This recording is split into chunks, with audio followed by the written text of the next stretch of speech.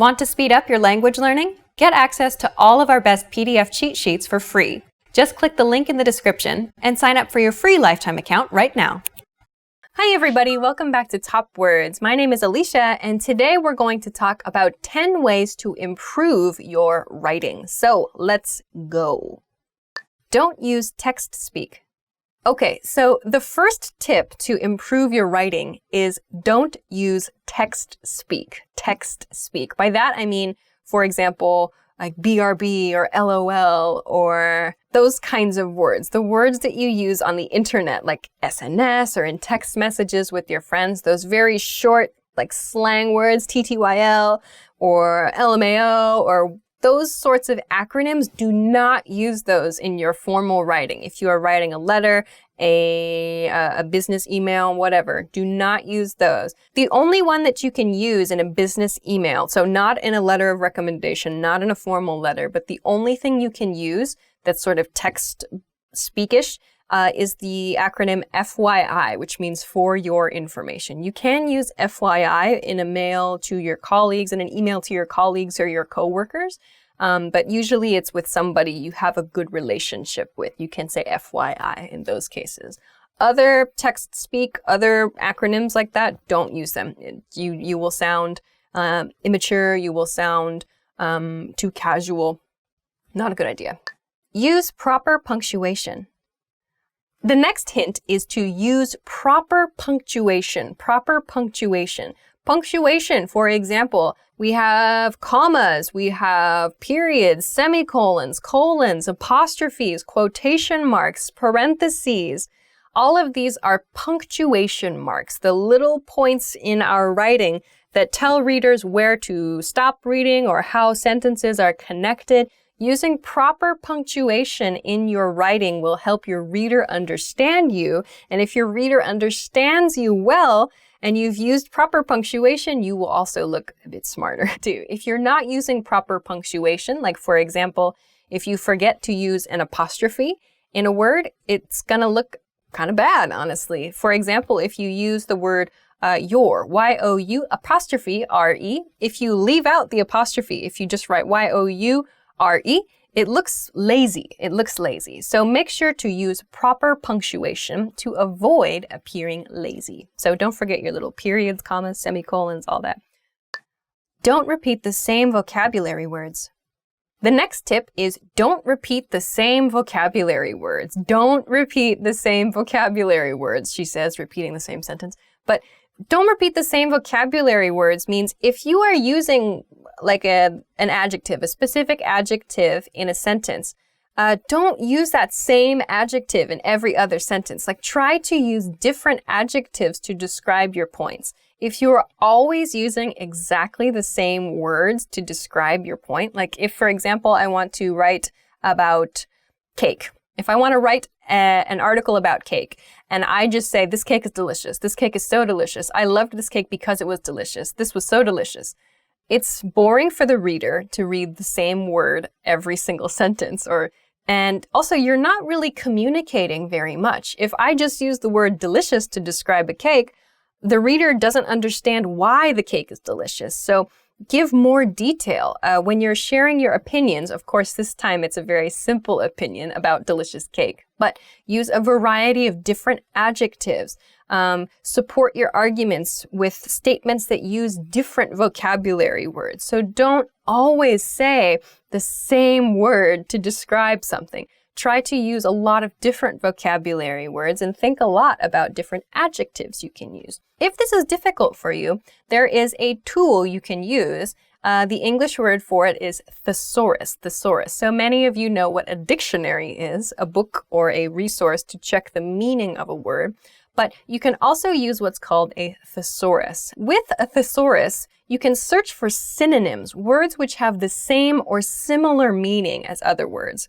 So if I look for the word like delicious, I might get, let's see, some synonyms for the word delicious might be yummy, tasty, good, delectable, for example. So there are a whole range of other words that you can use. If you find that you are using the same word in every sentence, try to find a different word. You can use a thesaurus to help you do that. So avoid using the same word in every sentence, or avoid using this repeated vocabulary words. Avoid use of very and really.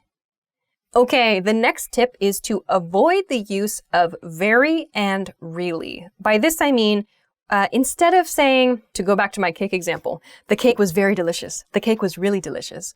Very and really are sort of lazy words. Of course, they're very, very useful. They're very, very useful when we're speaking casually and when we're thinking quickly. But if you're writing and you have some time to think about what you're writing, instead of using a word that's common, like delicious, and just attaching very, like this cake is very delicious, what's a different word that means very delicious? So can I replace very and delicious with one different word? Like scrumptious, for example. This cake is scrumptious. Scrumptious means very delicious. It's only one word.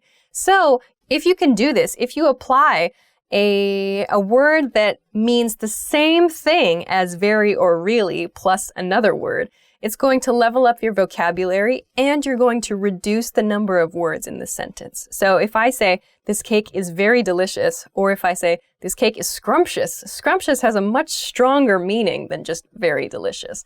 So avoiding the use of very and really can level up your speech quite significantly. So give it a try. Use transition words and phrases. The next tip is to use transition words and phrases. Use transition words and phrases. So transition words are words and phrases we use to move from one idea to the next idea. So continuing in my cake example, if I want to introduce my scrumptious cake, and then I want to move on to a description of the store that sells that cake, I might use a transition phrase or some kind of sequence phrase to help me do that. So if in paragraph A, I'm talking about my scrumptious cake and how much I enjoyed it and the chocolate flavors and the amazing frosting, I could use a transition phrase. For example, by the way, if you're interested, you can purchase this cake at ABC store, for example. So in that case, my transition phrase was by the way, a very casual transition phrase. Depending on the kind of thing you're writing, you can use different transition phrases. If you're writing an academic paper, for example, when you want to add information, you can say additionally, moreover, furthermore. You can also use plus if you'd like to add information. In addition is another one that you can use. So when you want to add information, there are some transition phrases or some ways to give more information.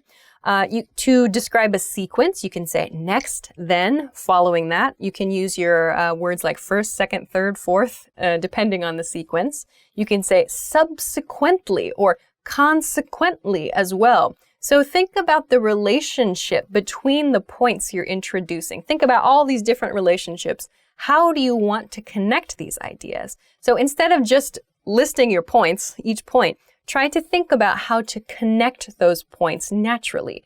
So depending on what you're writing, the words you use will change, which is fine, but just think about the way you'd like your reader to understand your information and choose transition words and phrases accordingly. Organize your writing. Intro, body, conclusion. Okay, the next one is a tip about organization. So the next tip is organize your paper or organize your writing into an introduction, a body, and a conclusion. So these are the three basic elements of an academic paper or of an essay, perhaps an article as well. Introduction is, as it sounds, it's introducing the main points. What are you going to talk about? What is your opinion? What is your argument? We introduce that in the introduction. Then the next part is the body of the paper. In other words, the main points, your real arguments, everything you would like to say about the things you introduced in your introduction. This is where you get into the details of that. So the body of the paper is typically the longest part of the paper or the longest part of the essay. So there's a lot of information in the body section. Finally, the conclusion. The conclusion of the paper concludes or finishes the paper. In the conclusion, you will summarize your points from the body of the paper, and you should connect those points to the items you introduced in the introduction of your paper. So all of these elements, these three elements, should connect together. So if you are finding that it's difficult to organize your thoughts, or you don't know how to approach your paper or this item, maybe even an email you're writing, you can try to separate it into 3 sort of categories: introduction, body, conclusion. So introduce idea, explain idea, summarize idea. This can be very helpful in writing. Avoid use of second person. Okay, the next hint is avoid use of second person. Second person. This is going to take a little explanation. So in English writing, we have 3 sort of ways that we can write. We can write in first person, which means, for example, I went to the store. I wanted to buy something. I met a friend. So first person, I am the person sharing the story, sharing the information. In second person, which is kind of rare actually, except in very casual styles of writing, the subject of the sentence is you. Like, you go to the store, you buy some milk, you call your friend. This is kind of rare. We see this in children's books and, like I say, in sort of informal articles online. Third person style writing is using he, she, and character names. Like, he went to the store, she called her mother, they needed to see a doctor. So there are these 3 types of writing in English language. So first person, second person, third person. Generally, when you are writing, especially an academic paper, you'll use first person or third person to do that. If you're writing something formal, you should probably not use second person. Sometimes you'll see like a person describing an experiment, for example, like you should submerge the item in water, or you should bake this at 350 degrees. Using you is fine in casual situations, when you're giving instructions, for example. If you find it in a recipe, fine. It's kind of sounds a bit more casual, it's very informal, not so important. However, if you find that you are using you in an academic paper, it sounds a bit too casual, too informal. So please avoid use of second person. So reminder, second person is the subject of the sentence is you. So it sounds like you're kind of commanding the other person, commanding the reader, or giving advice to the reader, or telling the reader what to do. It sounds very odd. So avoid use of second person in your writing. Consider the tense you're using. The next tip is to consider the tense you're using. Consider the tense you're using. So I'm just going to talk about 2 tenses here, really. Present tense and past tense. So we can use the present tense and the present continuous tense, really, to explain a story or to tell a story like it's actually happening. So if I say, like, I go to the store, I see a friend of mine, she's buying milk, for example. If I use the present tense and I use the present continuous tense, it sounds like the listener, or if it's in writing, it sounds like that's actually happening. It's easier for the listener or the reader to kind of experience the story in that moment. So if you want to create some tension in your writing, if you want to create some excitement, you can use the present tense and its associated tenses to kind of heighten the energy level. If you use past tense, however, you might create more of a report nuance. So for example, when you watch the evening news or you read the newspaper, you might find that it's written in past tense. It's just reporting information. What happened? So simple past tense is used. Past tense and the other associated tenses in past tense are used. So when you're writing, consider, what do you want the reader to feel, or what do you want the reader to experience? Are you writing a report? Maybe you should just use past tense. Are you writing about general facts? Then if you're writing about a general fact, you should probably use present tense. But if you want to create like a fiction story, for example, and you want your reader to experience the story and kind of feel enthusiastic or energetic about your story, present tense and maybe continuous tense with present would be a better choice. So just think about which tense you're using for your writing. Consider appropriate vocabulary. The next tip is to consider appropriate vocabulary. Consider appropriate vocabulary. So depending on the type of thing you're writing, there are words that are good to use and there are words that are not so good to use. If you're writing an academic paper, for example, don't use casual words. Don't use curse words in your paper. Don't use anything that could be interpreted or could be understood as informal. If you're writing something very casual, on the other hand, it's fine to use casual words. It's fine to be informal, to be a little bit funny. And it might sound strange if you do use informal words or extremely polite words. So consider the appropriate kinds of vocabulary words to be using depending on what you're writing.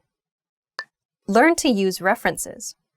Okay, the last tip is maybe the most difficult tip. The last tip is learn to use references. Learn to use references. This is especially important if you are writing academic papers or if you are writing something you're going to publish in like a journal or maybe even a magazine. Using references means you are using references, reading references, and writing about them, and including what's called a citation in your writing. So you're taking a piece of something that someone else has written, putting it in quotation marks, perhaps, depending on the way you choose to cite it, and then adding a reference list at the end of your document to show which documents you referenced, which documents were important to you in making your argument. So if you can use references in your writing to support your argument, it can be a very, very good tool. So if you have just kind of an opinion piece, you want to write an article, even for the internet, for example,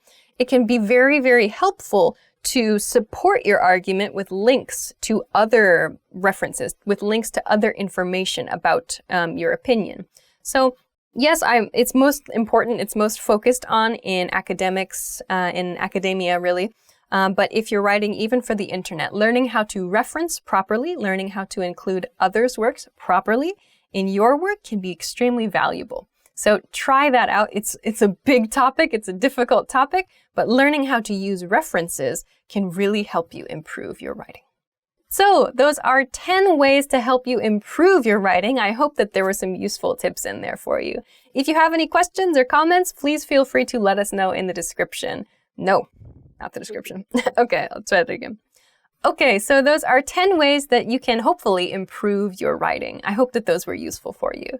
If you have any questions or comments, please let us know in the comment section below this video. If you liked the video, please make sure to give it a thumbs up and subscribe to our channel if you haven't already. Check us out at EnglishClass101.com for more good stuff too. Thanks very much for watching this episode of Top Words, and I will see you again soon. Bye! Writing! I love writing! Sometimes. Seriously though, writing when you have to write is just, it's not fun. Yep. Don't use texty language. Don't use texty language. Text speak. That's hard to say. Yeah. Text speak. Text speak. I guess I could be very text speak. That doesn't sound the same. Text speak. Wow, that's hard to say in English. All right. Writing. I don't even know. Great work. Here's a reward. Speed up your language learning with our PDF lessons. Get all of our best PDF cheat sheets and ebooks for free. Just click the link in the description.